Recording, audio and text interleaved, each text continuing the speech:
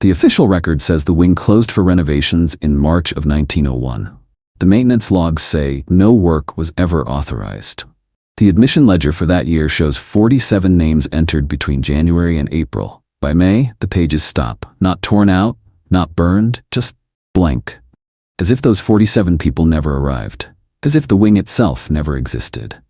But the building plans filed with the city that same year show something else entirely. A sealed corridor on the 3rd floor, marked only with the notation, restricted access. Superintendent authorization required, no explanation, no duration, no reason given. And when the institution finally closed in 1947, the wing was still locked. What was behind that door? Why did the record stop? And why? In every photograph taken of the hospital between 1901 and 1910, is the 3rd floor always obscured by shadow? The answers aren't in what was written down. They're in what was deliberately left out. The first time anyone tried to investigate the wing was in 1953. A graduate student researching tuberculosis treatment protocols requested access to the hospital's patient ledgers from 1900 to 1905. The archive clerk brought out 12 volumes, each one bound in dark leather, pages ruled in fading blue ink. 11 of the volumes were intact. The 12th, covering April through August of 1901, was missing 43 pages, not torn out cleanly, cut. Removed with a blade so sharp it left only the thinnest stub along the binding. The clerk couldn't explain it, neither could the university librarian. The pages had been there in 1948 when the collection was transferred from the closed hospital. Someone had removed them between then and 1953. No record of who, no explanation why. But in the margin of the last surviving page, dated March 29, 1901, someone had written in pencil, small and precise, "Wing sealed by order. Do not inquire." The handwriting matched none of the hospital's known staff, and the graduate student never completed her research. She transferred to another university 6 months later and never returned to the archive. 1901 was a threshold. The Victorian era had ended in January with Queen Victoria's death. President McKinley would be assassinated by September, shot twice at the Pan American Exposition in Buffalo. The world was accelerating. Electricity spreading through cities, immigrants flooding into ports, factories running day and night. But beneath the progress, something older remained. Institutions built in the 1800s still operated by 19th century rules. Hospitals and asylums functioned in near total secrecy. Superintendents answered to no one. Patients had no rights. Records could be altered, destroyed, or simply never written at all. Medical science was caught between eras. Germ theory was accepted in principle, but not in practice. Treatments ranged from the rational to the barbaric. Surgical procedures without anesthesia, hydrotherapy that bordered on drowning, restraints used not for safety, but for convenience. And the public trusted it all. Because to question a hospital was to question progress itself. In cities across America, hospitals were overwhelmed. Immigration had doubled the urban population in less than a decade. Tenements packed families into rooms meant for one. Tuberculosis, typhoid, and smallpox moved through neighborhoods like wildfire. Hospitals built for 200 patients were holding 500, and the deaths were constant. Every day, wagons carried bodies to potter's fields, unmarked graves for those with no family, no money, no name worth recording. The city's burial registers show thousands of entries marked simply, unknown. Hospital. No one asked where they came from. No one tracked who they'd been. Hospitals operated on the assumption that some people simply didn't matter. Immigrants who spoke no English, the mentally ill, the destitute, the criminal, the contagious.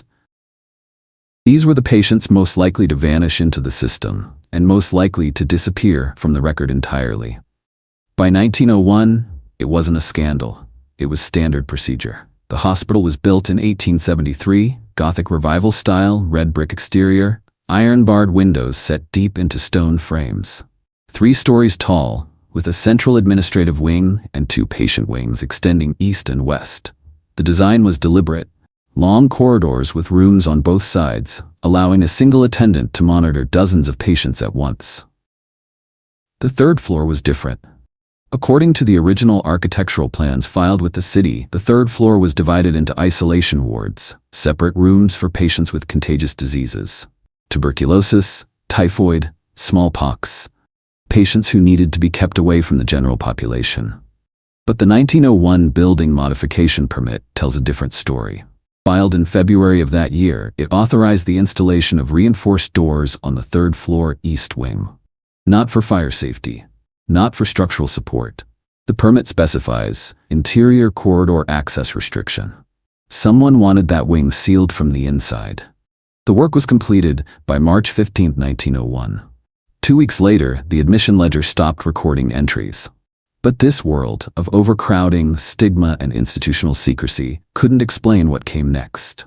Dr. Samuel Ashford was appointed superintendent in 1897. He came from a private asylum upstate where he'd built a reputation for efficiency, a term that, in institutional medicine, often meant something else entirely.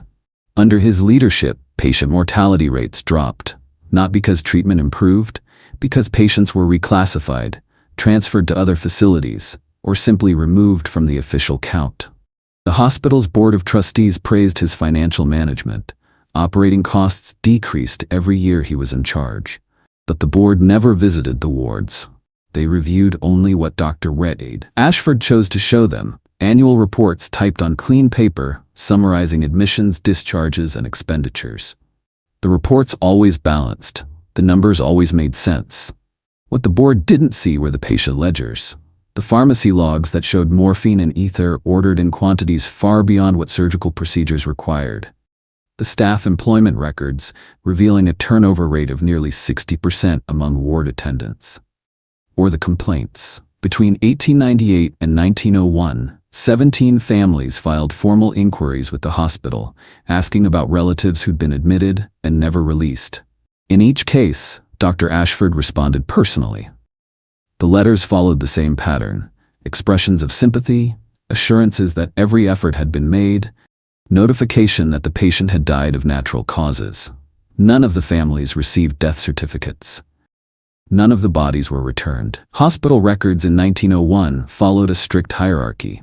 At the top, the superintendent's report, filed annually with municipal authorities. Below that, the master admission ledger, recording every patient who entered the institution. Below that, individual ward logs, kept by head nurses or senior attendants. The system depended on consistency. Each patient received an identification number upon admission. That number appeared in every document related to their care. Medical notes, pharmacy orders, dietary records, and eventually discharge or death certificates. It was designed to be foolproof, but it wasn't designed to be audited. Dr. Ashford controlled access to all records. Physicians could request specific patient files, but only through the superintendent's office. Ward attendants kept daily logs, but those logs were collected each week and stored in the administrative wing.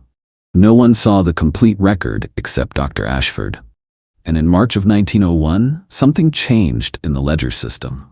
The handwriting shifted.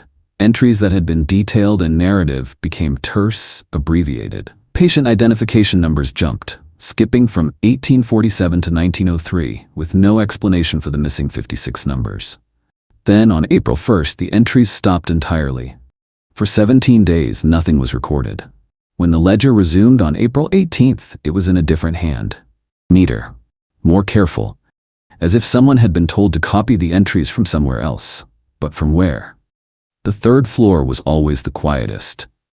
According to staff testimony collected during a later investigation in 1908, the east wing of the third floor was used for isolation cases, patients with tuberculosis, typhoid, or other contagious diseases. It made medical sense. Keep the infectious separate, protect the general population. But the testimony was inconsistent. One former attendant described the third floor as half empty most of the time. Another said it was always full, but you never saw anyone moved in or out. A third refused to discuss it at all, saying only that he wasn't allowed up there after February. The architectural modifications completed in March 1901 included more than reinforced doors. According to the contractor's final invoice, discovered in a box of miscellaneous papers during the hospital's demolition in 1952, The work also included installation of interior locks, keyed access only, and ventilation grate modification. Ventilation grates aren't usually modified for standard isolation wards. They're modified when you need to seal a space, prevent airflow, control what gets in or what gets out. The hospital's payroll records for 1901 show something unusual.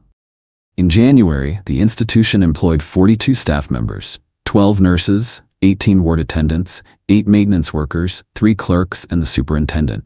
Typical for a facility housing approximately 300 patients. In February, 4 new ward attendants were hired. No advertisement had been placed, no applications on file. They simply appeared on the payroll with start dates between February 10th and February 24th. All 4 were assigned to the 3rd floor. By May, all 4 had resigned. Their employment records list no forwarding addresses, no reasons for departure. Just a notation in the superintendent's hand. Position terminated. Final wages paid. One of them, a man named Thomas Brennan, appears in the 1900 census as a laborer living in the city's Irish ward. He doesn't appear in the 1910 census at all. Not in the city, not in the state, not anywhere in the country. It's possible he moved, emigrated, changed his name. But his name appears one more time in the historical record. On a police blotter from June 17, 1901. Listed as a witness to an unspecified disturbance near the hospital. The incident report is vague, noting only that Brennan declined to provide statement and that matter resolved without further inquiry. 3 months after leaving his position on the 3rd floor, Thomas Brennan wanted nothing to do with the hospital. And when investigators tried to locate him in 1908, they found his boarding house had burned down in 1902. No survivors, no forwarding records. The official cause was listed as accidental. And then the archival trail revealed what no one was supposed to find. Patient identification numbers were assigned sequentially. The last recorded patient in February 1901 was number 1847. The first recorded patient in May 1901 was number 1903. 56 numbers, missing. In a system designed to account for every single admission, 56 people simply don't exist in the official record. No admission dates, no diagnoses, no physician's notes, no death certificates. It's possible the numbers were skipped deliberately, reserved for a different classification of patient that was never implemented. But that doesn't explain the pharmacy logs. Between March 1st and April 30th, 1901, the hospital's pharmacy dispensed morphine sulfate, chloral hydrate, and ether in quantities triple the previous month's usage. The requisition forms are signed by Dr. Ashford, but they don't specify which wards received the medications. And the dietary records show something equally strange. Food purchases increased by 18% in March. But the official patient count didn't change. The admission ledger showed the same number of patients in March as in February, 298, unless those 56 missing patients were there, being housed somewhere, being treated, being fed, but not being recorded. Former staff interviewed in 1908 remembered the 3rd floor east wing for one thing above all else: the door. Heavy oak, reinforced with iron bands, fitted with a lock that required 2 keys, one held by Dr. Ashford, the other by the head matron, a woman named Margaret Hale. According to their accounts, the door remained locked from March through September of 1901. No one entered except Dr. Ashford and Mrs. Hale. Meals were delivered on trays and left outside the door. The trays were collected hours later, empty. Attendants heard sounds from inside, not screaming, not violence, just movement, footsteps, occasionally coughing. One attendant, interviewed anonymously, described it this way: "You'd walk past that door and you'd feel it, like something in there was listening, not just one person, many, but you never saw anyone go in or out, and if you asked about it, you were told to mind your work." Another attendant reported seeing Mrs. Hale emerge from the wing in April, carrying a bundle of linens. The linens were stained dark red. She told him it was from a nosebleed. But the amount of blood suggested something else entirely. In July of 1901, a woman named Catherine Doyle wrote to the hospital. Her letter, preserved in a legal file related to a separate case, asks about her brother, a man named Patrick Doyle, admitted to the hospital in February 1901 for treatment of pneumonia. The letter is polite, measured, asking simply when he might be discharged and whether she could visit. The hospital's response, dated July 19th, is signed by Dr. Ashford. It states that Patrick Doyle had been transferred to a specialized facility better equipped to manage his condition, and that further inquiries should be directed to the city's Board of Health. Catherine Doyle followed up. Her second letter, dated August 3rd, asks for the name and location of the facility. The hospital never responded. Patrick Doyle's name does not appear in the hospital's discharge records.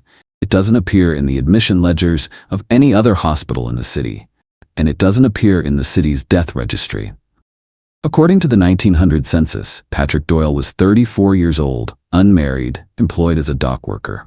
In the 1910 census, there is no record of him. But his name does appear in one other place, on a scrap of paper found inside the cover of the 1901 ledger during the archive transfer in 1948. A list of names, written in pencil. 16 names in total. No dates. No explanations. Patrick Doyle was number 7. But that wasn't the only problem. The United States Census was conducted in June of 1900. According to that census, the hospital housed 287 patients on the night the enumerators visited. The institution's own ledger for June 1900 records 291 patients.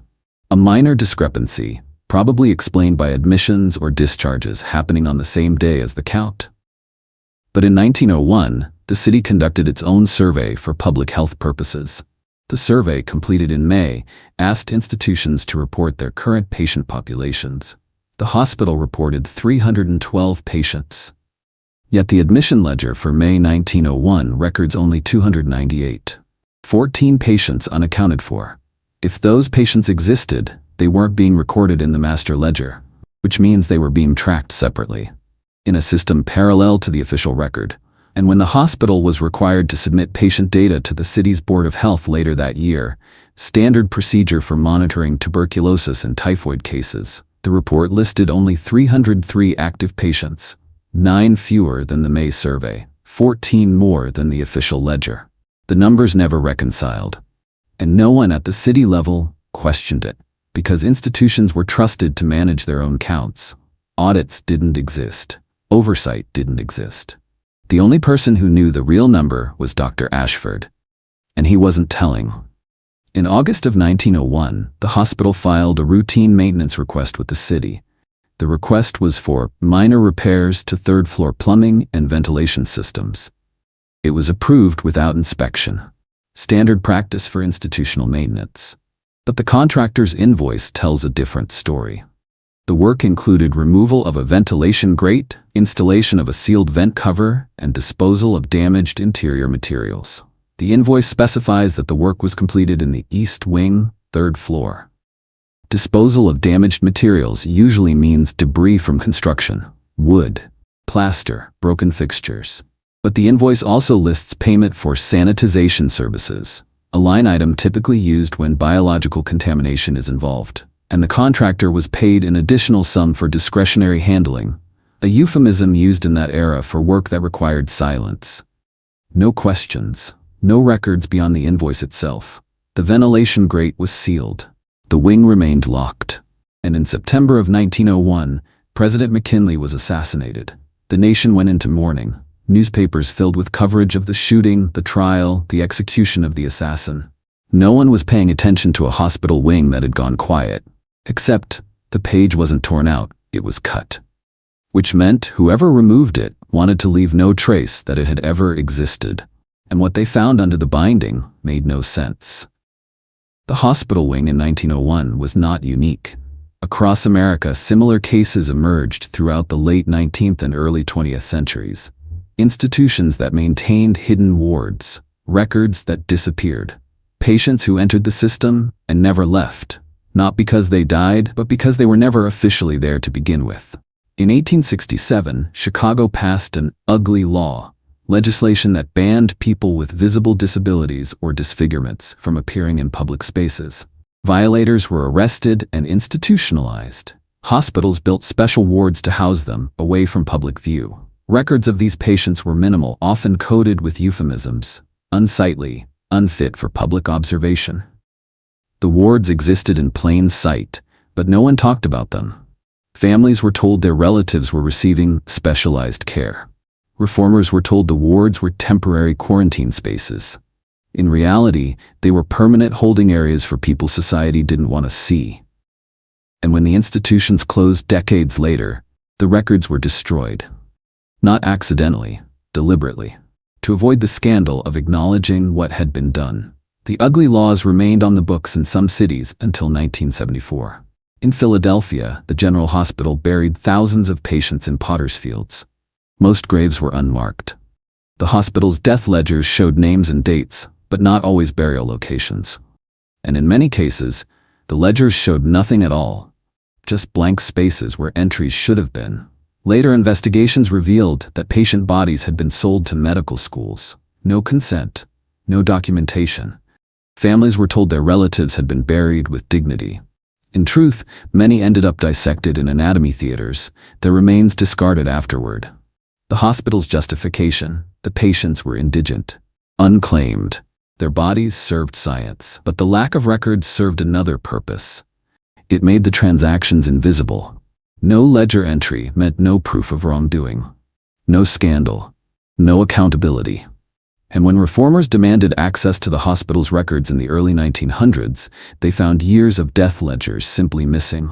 The hospital claimed they'd been destroyed in a storage room fire. No evidence of the fire was ever found. On April 18, 1906, the San Francisco earthquake struck. Agnews State Hospital, located in Santa Clara County, partially collapsed. The official death toll was listed as 112 patients and staff.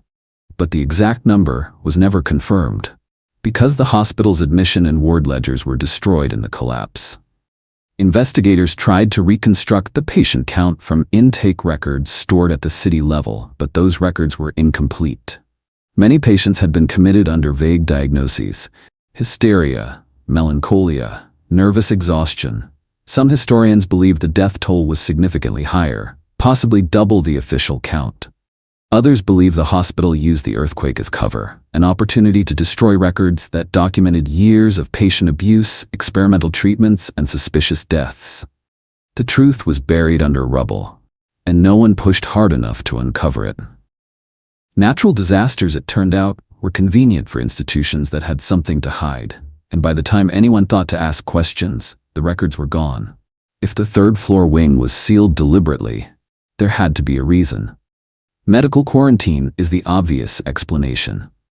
Tuberculosis, typhoid, smallpox, all required isolation. Locking a wing to prevent contagion spread was standard practice. But medical quarantine doesn't explain the missing ledger pages.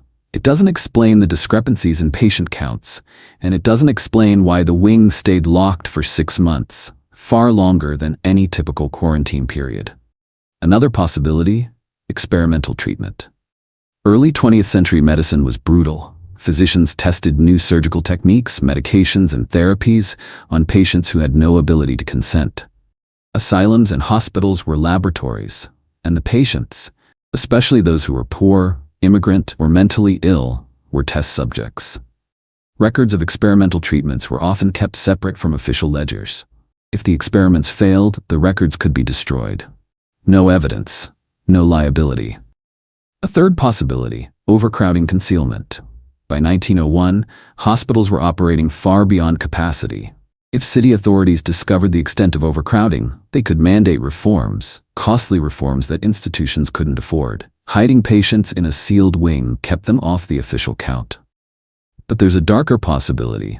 What if the patients in the wing weren't supposed to survive? It's a grim calculation, but one that institutions made routinely in that era. Patients who were deemed incurable, those with advanced tuberculosis, late-stage syphilis, severe mental illness, were expensive to maintain.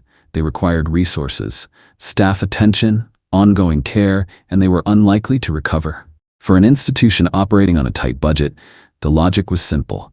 Resources should go to patients who could be saved. The incurable were a drain, and if they died, quietly, out of sight, well, that was unfortunate but inevitable. Sealing them in a separate wing accomplished multiple goals. It reduced visible patient counts, minimized staff exposure to contagion, and allowed death to occur without scrutiny. When the patients died, their bodies could be disposed of discreetly. No public funerals, no death announcements. Just quiet burials in unmarked graves. And if the records were destroyed afterward, there would be no proof the patients had ever been there. The motive wasn't necessarily malice. It could have been pragmatism. Cold, institutional pragmatism that treated human lives as expendable when they became inconvenient.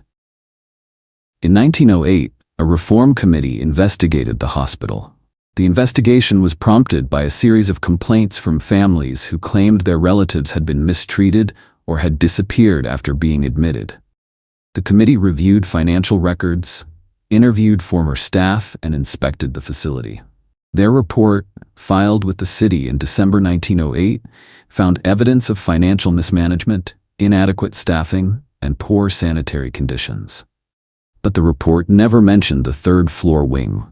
Either the investigators didn't know to ask about it, or they were told it wasn't relevant. Dr. Ashford had resigned in 1906, citing health reasons. He moved out of state and died in 1911. By the time the investigation began, he was no longer available to answer questions.